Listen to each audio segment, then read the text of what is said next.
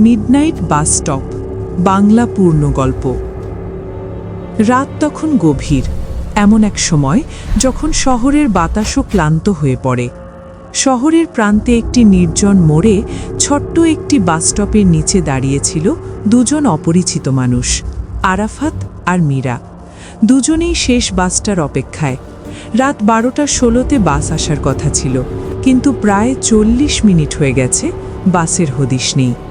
আরাফাত বারবার হাতঘড়ি দেখে অস্থির হয়ে উঠছিল। রাস্তা আজ অদ্ভুত লাগছে, সে চাপা স্বরে বলল। মীরা রাস্তা দেখল, পাতলা, সোজা, অন্ধকারে ঢাকা, যেন কোনো জীবন নেই। এখানে আওয়াজও লাগে না, সে বলল। তার কণ্ঠস্বর যেন বাতাসই টেনে নিচ্ছিল। ঠিক তখন প্রথম অস্বাভাবিক ঘটনাটা ঘটল। সামনের ফাঁকা রাস্তায় হঠাৎ খুব দূরে আলোর একটা ঝলক দেখা গেল। মনে হলো কোনো গাড়ির হেডলাইটের প্রতিফলন, কিন্তু গাড়ি এলো না। ঝলকটা মিলিয়ে গেল, ঠিক যেমন হঠাৎ এসেছিল। দুজনেই ভাবল হয়তো চোখের ভুল। 2 মিনিট পর আবার সেই আলো দেখা দিল, এবং এবার সেই আলোর সঙ্গে শোনা গেল টক টক টক, মৃদু পায়ের শব্দ দূর থেকে, অস্বাভাবিক সোজা ছন্দে। মীরা আতঙ্কে বলল, কেউ যেন হাঁটছে। আরাফাত কান পেতে শুনল, শব্দটা ঠিকই আছে, কিন্তু যতই সময় যায় শব্দটা যেন না কাছে আসে না দূরে যায়, একই জায়গায় একই মাত্রায়। তারপর হঠাৎ রাস্তাটা আবার আলোয় ভেসে উঠল। 1 সেকেন্ড অন্ধকার। আরাফাত ঘড়ির দিকে তাকিয়ে জমে গেল। 12:16, ঠিক সেই সময় যেটা তারা বারবার দেখছিল, যেন সময় ফিরে গেছে। মিলার শ্বাস আটকে গেল। আমরা টাইম রিসেট হতে দেখলাম। আরাফাত চুপ, কেবল কাঁধ বেয়ে ঠান্ডা হাওয়া নেমে গেল। আবার সেই পায়ের শব্দ, এবার একটু বেশি জোরে, টক টক টক। মীরা কাঁপা গলায় বলল, এটা আমাদের দিকে বাড়ছে। দুজন কিছু দূর এগিয়ে দেখল অন্ধকার আরও ঘন হয়ে উঠছে। ঠিক তখন তারা তাকে প্রথম দেখল। দূরে ঝাপসা আলোর কিনারায় একটা অবয়ব, লম্বা, অস্বাভাবিকভাবে রোগা। হাঁটার মুদ্রাও স্বাভাবিক নয়, যেন গড়িয়ে গড়িয়ে এগোচ্ছে। মাথা কাত হয়ে আছে, চুল ভেজা আর লম্বা।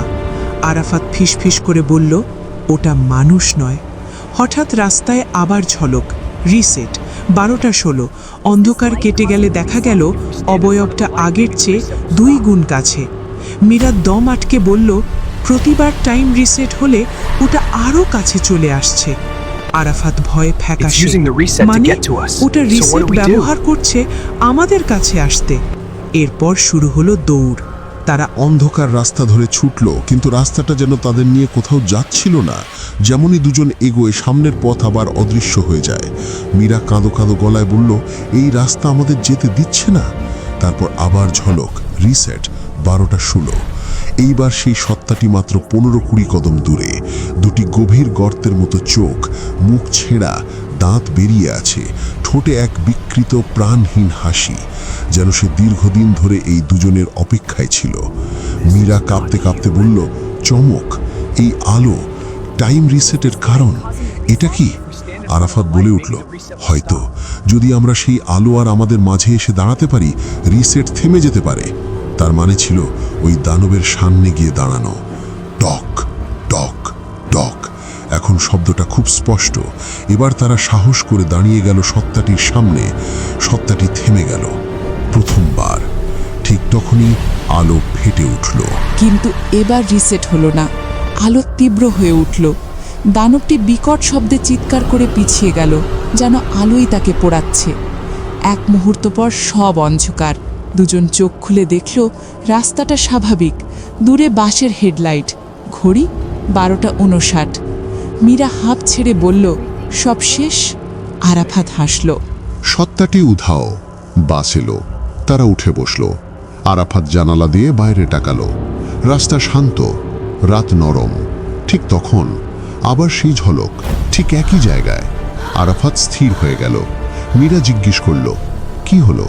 সে ধীরে বলল, রিসেট আমাদের ছাড়াই হচ্ছে। বাস যখন সামনে বাড়ল, রিয়ার মিররে দেখা গেল দূরে অন্ধকার রাস্তায় সেই সত্তা আবার দাঁড়িয়ে আছে, আরো তাজা, আরো জীবন্ত। লোভ শেষ হয়নি, শুধু শিকার বদলে গেছে।